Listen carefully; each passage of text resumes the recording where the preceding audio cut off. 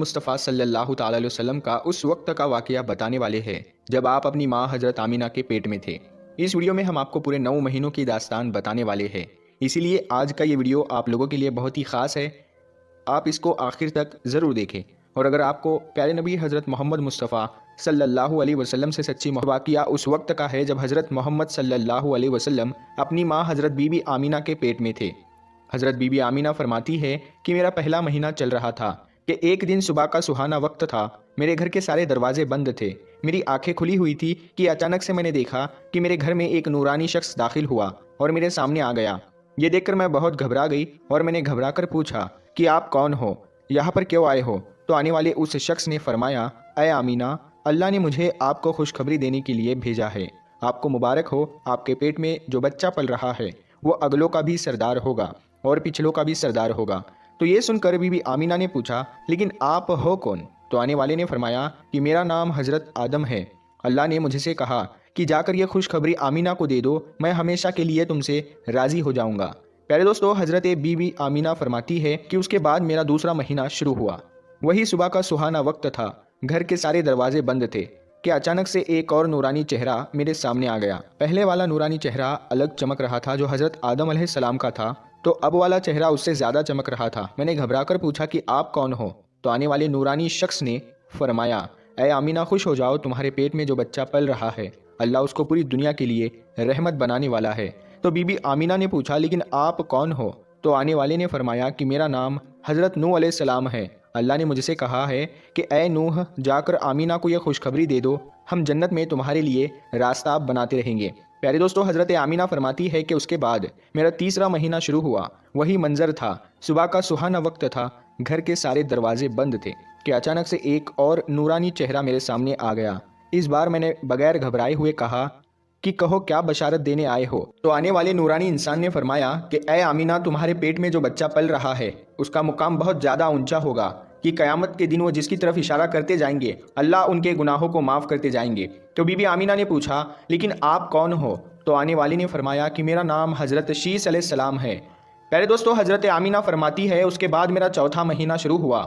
वही सुबह का वक्त था कि अचानक से एक नूरानी चेहरा मेरे सामने आ गया और कहने लगा, ऐ आमिना, खुश हो जाओ, तुम्हारे पेट में जो बच्चा पल रहा है वही अल्लाह का आखिरी नबी है। इसके बाद में इस दुनिया में कोई दूसरा नबी नहीं आने वाला है। तो बीबी आमिना ने पूछा, लेकिन आप कौन हो? तो जवाब मिला कि मेरा नाम हज़रत इदरीस अलैहिस्सलाम है। पहले दोस्तों, हज़रत आमिना फरमाती है उसके बाद मेरा पांचवा महीना शुरू हुआ। वही सुबह का वक्त था। घर के सारे दरवाजे बंद थे कि अचानक से एक नूरानी चेहरा मेरे सामने जाहिर हो गया और कहने लगा, ऐ आमिना, खुश हो जाओ, तुम्हारे पेट में जो बच्चा पल रहा है वही दुनिया का सरदार होगा, नबियों का सरदार होगा और इस बच्चे से बढ़कर कोई और पाक दामन नहीं होगा। तो ये सुनकर बीबी आमिना ने पूछा, लेकिन आप कौन हो? तो आने वाले ने फरमाया, मेरा नाम हज़रत हूद अलैहिस्सलाम है। प्यारे दोस्तों, हज़रत आमिना फरमाती है कि उसके बाद मेरा छठा महीना शुरू हुआ।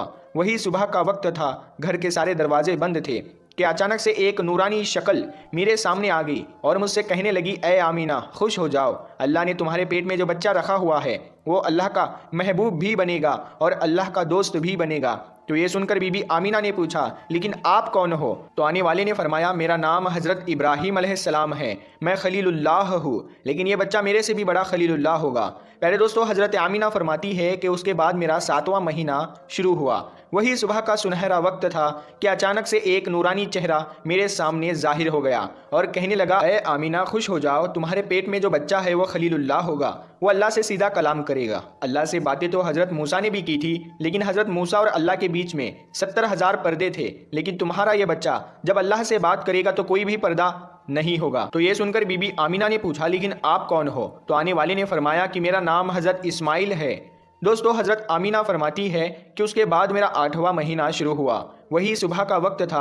घर के सारे दरवाजे बंद थे कि अचानक से एक नूरानी चेहरा मेरे सामने जाहिर हो गया और कहने लगा, ऐ आमिना, खुश हो जाओ, तुम्हारे पेट में जो बच्चा है वो मुर्तज़ा होगा, वो मुस्तफ़ा होगा, जिससे अल्लाह राज़ी होगा। तुम्हारे पेट में जो बच्चा है उसको अल्लाह ने सबसे साफ़ सुथरा बनाया है। तो ये सुनकर बीबी आमिना पूछने लगी कि आप कौन हो? तो जवाब आया कि मैं हज़रत मूसा अलैहिस्सलाम हूँ। प्यारे दोस्तों, हज़रत आमिना फरमाती है कि उसके बाद मेरा 9वां महीना शुरू हुआ। वही सुबह का वक्त था कि अचानक से एक नूरानी चेहरा मेरे सामने आ गया। इस बार जो नूरानी चेहरा मेरे सामने आया वो ऐसे आया कि जैसे कि वो अभी गुसल करके आया हो उनके बाल मुबारक से पानी की कतरे टपक रही थी। आने वाले ने फरमाया, ए आमीना खुश हो जाओ, तुम्हारे पेट में जो बच्चा पल रहा है वह तमाम इंसानों का सरदार होगा, जिन्नातों का सरदार होगा, फरिश्तों का भी सरदार होगा, और यही नहीं, अल्लाह ने फरमाया है कि वह तमाम नबियों का भी सरदार होगा। तो ये बात सुनकर हज़रत आमीना ने फरमाया, लेकिन आप कौन हो? तो जवाब आया, मेरा नाम हज़रत ईसा है, मैं एक नबी भी था और इस नबी का उम्मती भी हूँ। इसी तरह से दोस्तों, अल्लाह के पैगंबर हज़रत मोहम्मद मुस्तफ़ा सल्लल्लाहु ताला अलैहि वसल्लम जब अपनी माँ हज़रत आमीना के पेट में थे तो एक रोज़ आपकी दादी ने आपके दादा को इशारा करके बुलाया और कहने लगी कि क्या आपको पता है कि ये बहू आमीना बहुत महंगा इत्र लगाती है, मैं तो बड़ी परेशान हो चुकी हूँ, आप जरा आमीना से इसके बारे में पूछिए। तो ये सुनकर आपके दादा ने कहा कि इस बारे में तू ही पूछ लेती, तो तूने क्यों नहीं पूछा? तो आपकी दादी ने कहा कि मैं अब आपको क्या बताऊं, मैंने कई मरतबा कोशिश की, लेकिन जब भी मैं आमीना के सामने जाती हूँ तो उसका नूरानी चेहरा देखकर खामोश हो जाती हूँ। आमीना के चेहरे पर इतनी चमक आ गई है कि मैं कुछ पूछ नहीं पा रही हूँ, आप ही जाकर पूछ लीजिए। ये सुनकर आपके दादा ने कहा कि तू तो औरत जात है, घर में ही रहती है, लेकिन मैं तो मर्द हूँ, घर से बाहर रहता हूँ, मक्का में मैं कुरैश का सरदार हूँ। जो भी मुझसे मिलता है वो पूछता है, अब्दुल मुत्तलिब तुम्हारे घर में इतनी इत्र की बारिश कहाँ से हो रही है? और हाँ, एक बात और ये है कि इत्र की खुशबू भी वहीं से आती है जहाँ आमीना जाती है। अगर आमीना रसोई घर में जाती है तो खुशबू वहाँ से आती है, अगर गुस्ल खाने में जाती है तो खुशबू वहाँ से आती है, अगर ये थूकती है तो खुशबू वहाँ से आती है। और ये कोई मामूली इत्र भी नहीं है, ये कोई इराक या मिस्र का इत्र नहीं है, ये तो कोई ख़ास ही इत्र है। उसके बाद आपके दादा अब्दुल मुत्तलिब ने हिम्मत करके आमीना को बुलाया और कहने लगे, बेटी आमीना, तुझे पता है कि मैं कुरैश का सरदार हूँ, मैं खाने काबा का मुतवल्ली हूँ, बड़ी इज्जत वाला हूँ, मैं जहाँ भी जाता हूँ लोग मुझसे पूछते हैं कि ए अब्दुल मुत्तलिब, तेरे घर से इत्र की खुशबू कहाँ से आ रही है? बेटी आमीना, एक बात बताओ, मैं तो इत्र नहीं लगाता, तुम्हारी माँ भी ये इत्र नहीं लगाती, तो ये इत्र तू लाती कहाँ से है? तो ये सुनकर हज़रत आमीना के आंखों में आंसू आ गए और कहने लगी, अब्बा जान, अब मैं आपको क्या बताऊँ, मैंने अपनी सारी ज़िंदगी में कभी कोई इत्र नहीं लगाया है, मुझे अच्छे और बुरे इत्र की पहचान नहीं है, मैंने आज तक किसी भी इत्र वाले से इत्र नहीं खरीदा।